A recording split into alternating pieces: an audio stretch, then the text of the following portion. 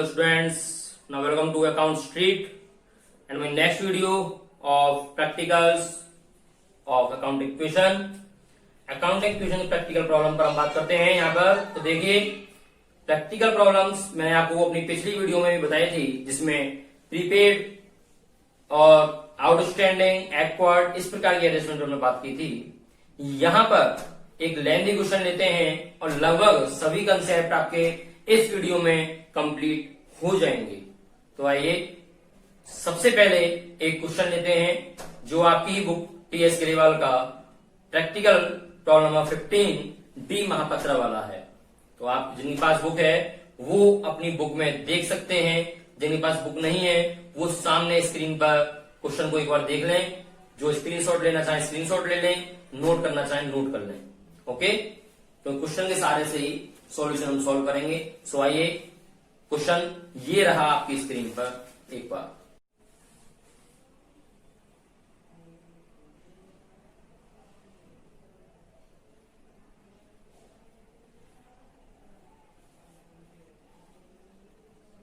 आइए क्वेश्चन को अब हम पॉइंट टू पॉइंट सॉल्व करते हैं, जिसमें पहला पॉइंट आपका जो है वो ये कह रहा है D Mahapatra commences business with cash 50,000 rupees and 1 lakh rupees by cheque, goods 60,000, machinery 1 lakh and furniture 50,000 rupees. यानी कि इसने बिजनेस स्टार्ट जो किया है वो इन सभी आइटम्स को लगा करके बिजनेस को स्टार्ट किया है। तो देखिए सबसे पहले पहला आपका पॉइंट है ये। ओके, ट्रांजेक्शन आप लिख ही देंगे, बिजनेस स्टार्टेड।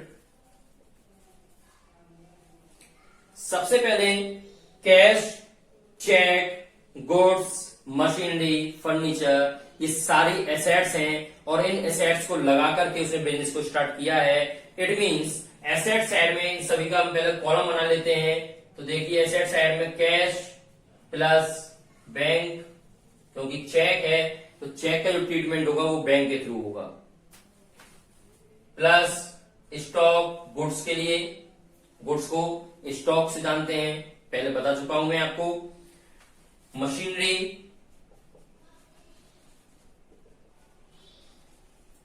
एंड फर्नीचर, ये सभी आइटम आपके दिए हुए हैं, जिनकी कॉलम में बना दिए हैं। ओके, और कुछ नहीं है।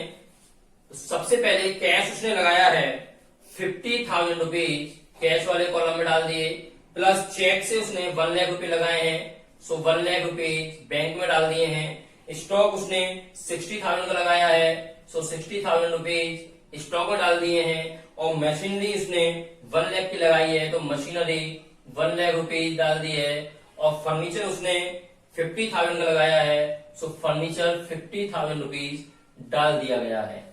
ओके, लायबिलिटी पे कोई इफेक्ट नहीं पड़ा क्योंकि बिजनेस स्टार्ट कर रहे हैं हम। और जब बिजनेस स्टार्ट करते समय जो भी गुड्स, एसेट्स या कैश लगाया जाता है वो सभी क्या बन जाता है, हमारा कैपिटल बन जाता है, आप जानते हैं। तो देखिए इन सभी का टोटल कितना हो गया, 1,50,000 टू 10 310 3,60,000 3,60,000 रुपीज आप कैपिटल में इंक्रीज करके शो करा देंगे। 3,60,000 रुपए की कैपिटल इंक्रीज हो गई है। आइए सेकंड पॉइंट करते हैं इसका। फर्स्ट पॉइंट क्लियर हो गया होगा। सेकंड पॉइंट ये कह रहा है 1/3 of the above goods sold at a profit of 10% on cost. यानी कि जो ऊपर आपको गुड्स दिया हुआ है उसका 1/3 पार्ट उसने सेल आउट किया है। और सेल आउट किस पर किया है, वो 10% प्रॉफिट लगा करके। तो सबसे पहले ऊपर गुड्स दिया हुआ है आपको 60,000 रुपीज का, ध्यान दें क्वेश्चन में 60,000 रुपीज का आपको ऊपर गुड्स दिया हुआ है। इसका 1/3 कितना हो गया, 20,000 रुपीज। कितना हो गया, 20,000 रुपीज हो गया। और 20,000 रुपीज में अगर 10% में प्रॉफिट ऐड करता हूं तो कितना हो जाता है, 2,000 रुपीज। देखिए यहां देख लेते हैं एक बार। 60,000 रुपीज का आपका गुड्स था, जिसमें वो कह रहा 1/3 उसने सेल आउट किया है, सो 60,000 का 1/3 कितना हो गया, 20,000 हो गया। ओके, वो कह रहा है 10% प्रॉफिट पर, कॉस्ट में 10% प्रॉफिट पर, सो प्लस प्रॉफिट 10%, सो 20,000 का 10% प्रॉफिट कितना हो गया आपका 2,000 रुपीज हो गया, और ऐड करके टोटल हुआ 22,000 रुपीज। इट मीन्स 22,000 रुपीज का आपका टोटल वो सेल आउट कर रहा है माल को, 20,000 माल को उसने 22,000 में सेल आउट किया है। जिस गुड्स की कॉस्टिंग 20,000 है उसको सेल आउट उसने किया है 22,000 में। इट मीन्स 2,000 रुपीज क्या हो गया प्रॉफिट।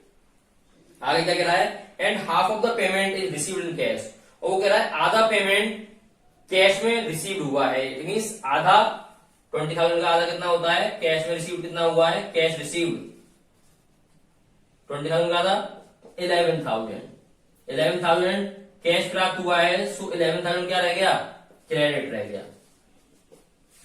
तो सेकंड पॉइंट पूरा क्लियर हुआ नहीं हुआ। ऊपर बोर्ड 60,000 दिया हुआ था, 60,000 वन थर्ड 20,000 रुपीज, वो कह रहा है कॉस्ट पर 10% प्रॉफिट ऐड करेंगे हम। सो कॉस्ट पर 10% प्रॉफिट मैंने ऐड किया, 2,000 रुपीज का हो गया। टोटल गुड्स 22,000 रुपीज का वो सेल आउट कर रहा है। इट मीन्स, और वो कह रहा है उसमें आधा उसको नगद प्राप्त हुआ है, कैश रिसीव हुआ है आधा, it means 11,000। So cash receive 11,000 rupees, और बैलेंस कितना रह गया मेरे पास 11 का ही बैलेंस रह गया, जो कि क्या माना जाएगा, क्रेडिट माना जाएगा, उधार माना जाएगा। तो आइए इसका ट्रीटमेंट कैसे करते हैं, देखिए ये आपका यहां पर आप नोट कर ही देंगे इसको। आप क्या कर रहे हैं, सोल्ड कर रहे हैं, sold goods sold. Okay, stock आपके पास से 20,000 रुपीज का गया है। स्टॉक कितने का गया है आपके पास से 20,000 रुपीज का गया है, 20,000 रुपए का आपका स्टॉक कम हुआ है। तो 20,000 रुपीज स्टॉक में से पहले मैंने लेस किए हैं। उसके बाद में वो करा प्रॉफिट कितने का हुआ 2,000 का। प्रॉफिट का क्या होता है ट्रीटमेंट, इक्वेशन में आपको बता चुका हूं पहले। प्रॉफिट और लॉस कहां ट्रीट होते हैं, कैपिटल में। प्रॉफिट होगा तो कैपिटल में ऐड होगा, लॉस होगा तो कैपिटल में से लेस होगा।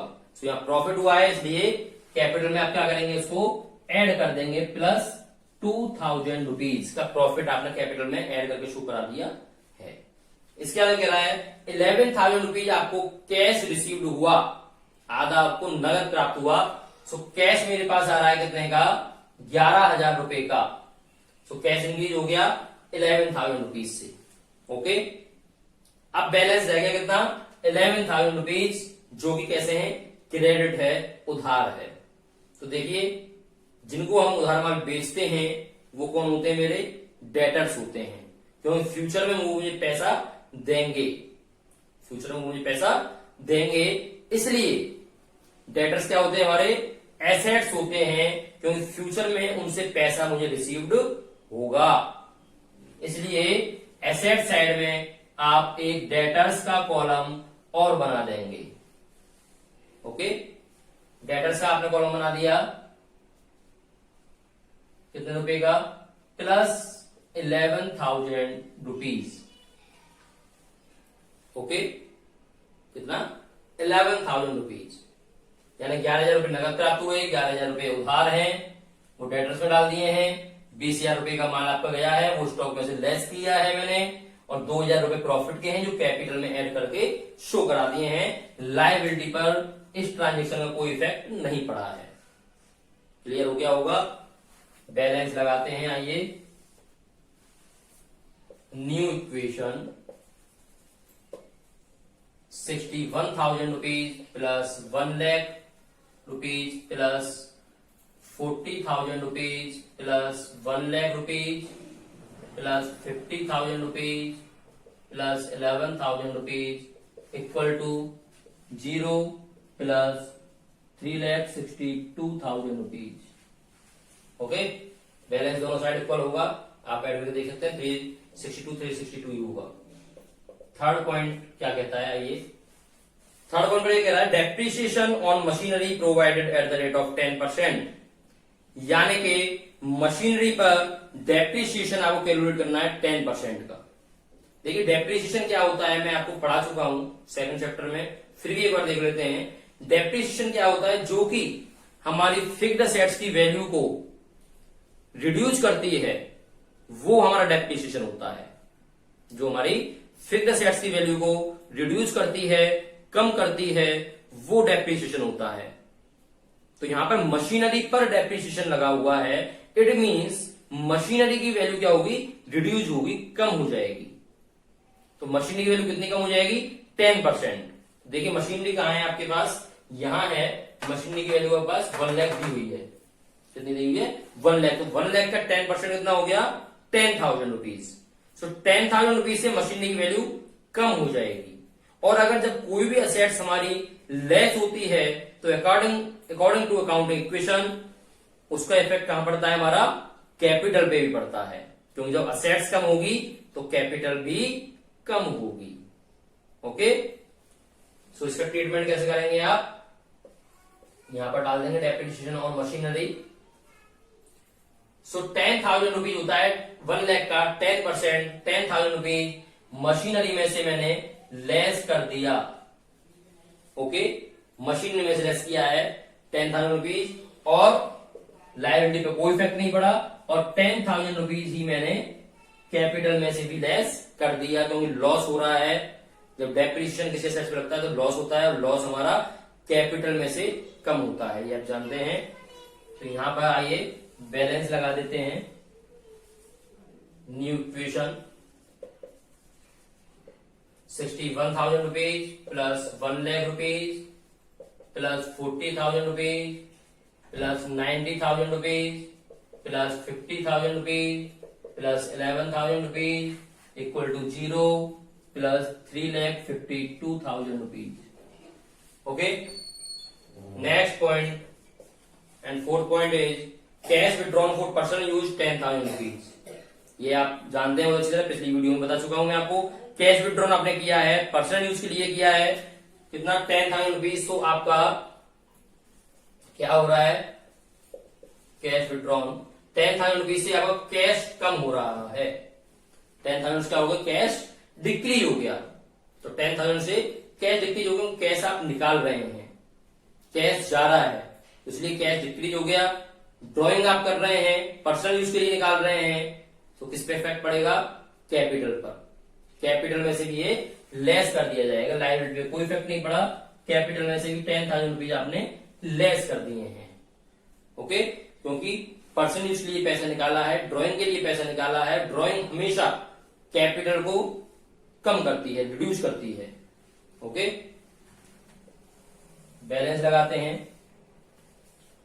ये हो गया 51,000 rupees plus 1 lakh rupees plus 40,000 rupees plus 90,000 rupees plus 50,000 rupees plus 11,000 rupees equal to 0 plus 3,42,000 rupees.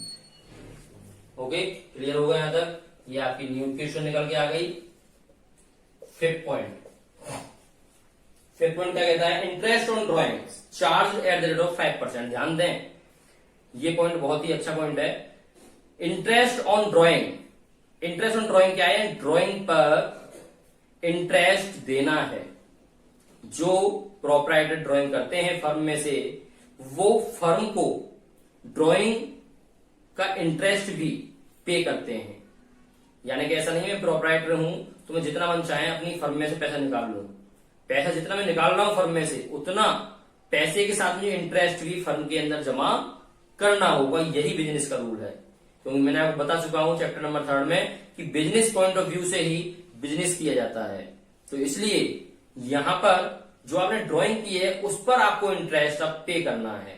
कितना इंटरेस्ट पे करना है, वो कह रहा है 5% का इंटरेस्ट देना है। तो ड्राइंग कितनी की है, अभी आपने 10,000 की अभी आपने ड्राइंग की है। जो पैसा आपने निकाला है पर्सनली वही ड्राइंग है। सो 10,000 रुपीज की आपने ड्राइंग की है, उस पर 5% का इंटरेस्ट आपको पे करना है। तो 10,000 का 5% कितना हो गया, 500 रुपीज। सो 500 रुपीज आप ड्राइंग का इंटरेस्ट देंगे।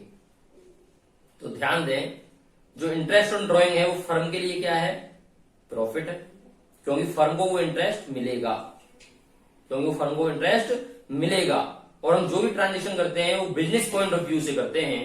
तो इसलिए जब फर्म को वो इंटरेस्ट मिलेगा तो फर्म के लिए क्या हो गया, वो प्रॉफिट हो गया। और जो प्रॉफिट होता है वो कहां ऐड होता है, कैपिटल में ऐड होता है। तो इसलिए fifth point, interest on drawing, तो 500 रुपीज आप कैपिटल में ऐड करके शो कराएंगे क्योंकि यहां पर फर्म को प्रॉफिट हो रहा है। लेकिन अब बात ये आती है कि वो 500 रुपीज आएंगे कहां से। तो देखिए वो 500 रुपीज प्रोपराइटर की जेब से आएंगे, प्रोपराइटर देगा, यानी जो फर्म का मालिक है वो देगा। लेकिन वो फर्म का मालिक कहां से कमाएगा, उसी फर्म में से पैसा कमाएगा। तो इसलिए सेकंड अगर हम नजरिया देखते हैं तो वो प्रोपराइटर की जेब से 500 रुपीज जा रहे हैं, तो इसलिए उन 500 को हम दोबारा से क्या कर देंगे, बिजनेस में से वो पैसा जाएगा, तो इसलिए 500 रुपीज कैपिटल में से ही लेस कर दिए जाएंगे। तो विशेष ध्यान रहे, interest on drawing business point of view के अकॉर्डिंग फर्म के लिए प्रॉफिट होता है, इसलिए पहले वो ऐड किया गया है। लेकिन उस 500 रुपीज देगा कौन, प्रोपराइटर देगा फर्म को, प्रोपराइटर की जेब से पैसा जाएगा और प्रोपराइटर वो पैसा कहां से लेगा, फर्म से लेगा। तो इसलिए आफ्टर ऑफ सेकंड पॉइंट में उसको लेस किया गया है। तो इस बात का विशेष ध्यान रहे, आप इसे कभी भी उल्टा ना कर दें। अगर उल्टा कर देंगे तो ये बिल्कुल गलत हो जाएगा, ये माइनस कर देंगे प्लस कर देंगे तो बिल्कुल रॉन्ग हो जाएगा, क्योंकि ऐसी सिचुएशन आपकी इस पॉइंट को बदल करके इंटरेस्ट ऑन कैपिटल का पॉइंट शो करा देगी। तो इसलिए इंटरेस्ट ऑन ड्रॉइंग में पहले फर्म को प्रॉफिट होता है, सो फर्स्ट ऑफ ऐड होगा, एंड बाद में प्रोपराइटर पैसा देता है, फर्म के द्वारा देता है, इसलिए सेकंड ऑफ वो लेस किया जाएगा। वो इंटरेस्ट ऑन ड्रॉइंग वाले पॉइंट में विशेष ध्यान रखें, इस पॉइंट का क्लियर हो गया होगा। एक बात और बता देता हूं, अगर इंटरेस्ट ऑन ड्रॉइंग के अलावा इंटरेस्ट ऑन कैपिटल आ जाता, सो इंटरेस्ट ऑन कैपिटल क्या होता है, फर्म के लिए लॉस होता है, क्योंकि फर्म कैपिटल पर इंटरेस्ट प्रोपराइटर को देती है। सो ऐसी सिचुएशन में ये जस्ट अपोजिट हो जाएगा। इट मींस फर्म को लॉस हो रहा है पहले नंबर पर, फर्म प्रोपराइटर को इंटरेस्ट दे रही है, तो इसलिए वो पहले माइनस होगा एंड सेकंड ऑफ ऐड होगा, क्योंकि वो पैसा प्रोपराइटर को मिल रहा है, प्रोपराइटर तो फर्म में ही लगाएगा। तो इसलिए इंटरेस्ट ऑन ड्रॉइंग और इंटरेस्ट ऑन कैपिटल में कंफ्यूज ना हो, विशेष ध्यान रखें। इंटरेस्ट ऑन ड्रॉइंग फर्म के लिए प्रॉफिट होती है, इसलिए वो पहले ऐड होगा। इंटरेस्ट ऑन कैपिटल फर्म के लिए लॉस होता है, इसलिए वो पहले लेस होगा। So interest on drawing clear हो गया होगा। ओके, बैलेंस लगाते हैं। ये बैलेंस लगा दीजिए, 51,000 rupees plus 1 lakh rupees plus 40,000 rupees plus 90,000 rupees plus 50,000 rupees plus 11,000 rupees equal to 0 plus 3,42,000 rupees. Okay, clear.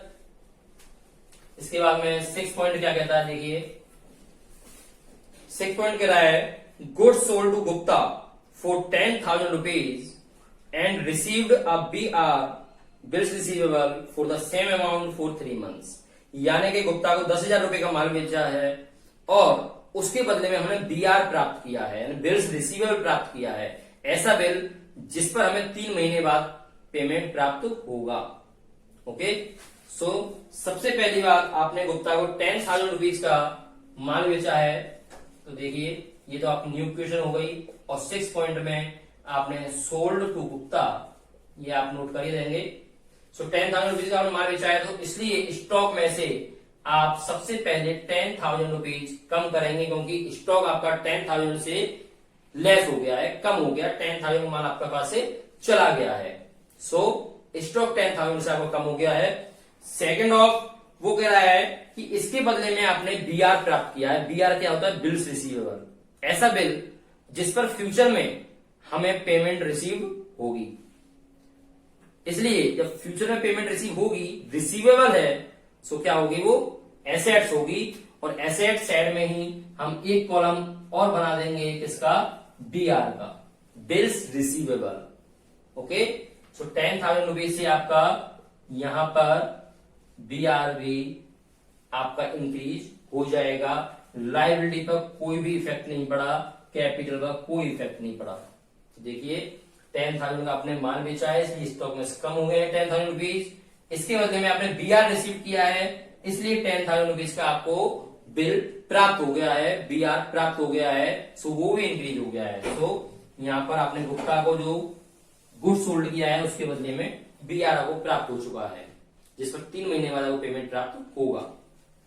आइए न्यू इक्वेशन, बैलेंस लगाते हैं। 51,000 rupees plus 1 lakh rupees plus 30,000 rupees plus 90,000 rupees plus 50,000 rupees plus 11,000 rupees plus 10,000 rupees equal to 0 plus 3,42,000 rupees. Okay, clear. 7 point करते हैं। आइए, receive 10,000 rupees from Gupta against the BR on its maturity. It means maturity पर, भुगतान तिथि पर, यानी 3 महीने बाद गुप्ता ने आपको 10,000 रुपीज पेमेंट कर दिया है। 10,000 रुपीज जब पेमेंट आपके पास आ जाएगा तो BR खत्म हो जाएगा, कैंसिल हो जाएगा। ऐसी कंडीशन में क्या करेंगे हम, पेमेंट रिसीव बाय गुप्ता, ये तो आप नोट कर देंगे। तो देखिए 10,000 रुपीज आपको प्राप्त हुआ है BR के अगेंस्ट में, प्राप्त हुआ है 10,000 रुपीज। तो क्या आया आपके पास, कैश आया, इसलिए प्लस 10,000 रुपीज कैश आपके पास आ रहा है, इसलिए 10,000 रुपीज से आपका कैश इंक्रीज हो गया है। और किसके अगेंस्ट में आया है, BR के अगेंस्ट में। सो आपका BR क्या हो जाएगा, 10,000 रुपीज से BR आपका खत्म हो जाएगा, कम हो जाएगा। 10,000 BR था, 10,000 रुपीज से BR आपका लेस हो गया। 10,000 से लायबिलिटी पर कोई इफेक्ट नहीं पड़ा, कैपिटल पर कोई भी इफेक्ट नहीं पड़ा। ओके, यहां तक क्लियर हो गया होगा। आइए बैलेंस लगाते हैं। New equation, 61,000 rupees plus 1 lakh rupees plus 30,000 rupees plus 90,000 rupees plus 50,000 rupees plus 11,000 rupees, ये आपका लेस हो गया है 0 प्लस 3,42,000 रुपीज। ओके, टोटल आप देख सकते हैं दोनों साइड का इक्वल होगा 3,42,000 रुपीज एंड 3,42,000 रुपीज। दोनों साइड का टोटल लगा सकते हैं, दोनों साइड टोटल 3,42,000 रुपीज और 3,42,000 रुपीज होगा, इक्वल होगा। ओके, ये हमारी अकाउंट इक्वेशन आपकी समझ में आ गई होंगी। मैंने अपनी 3 वीडियो के थ्रू आपको सारे प्रैक्टिकल प्रॉब्लम समझाने का प्रयास किया है और बहुत अच्छे से आप लोग भी प्रयास करेंगे इसे समझने का। वीडियो को अच्छे से देखें, जो पॉइंट समझ में नहीं आ रहा हो उनको एक बार पुनः वीडियो देखें, और फिर भी समझ में नहीं आए तो आप कमेंट के थ्रू मुझसे पूछ सकते हैं। जो भी आपकी प्रॉब्लम्स हैं उन प्रॉब्लम का आपका सॉल्यूशन किया जाएगा। ओके, तो वीडियो आपको पसंद आई हो तो लाइक करें, सब्सक्राइब करें, शेयर करें। Okay, and thank you so much.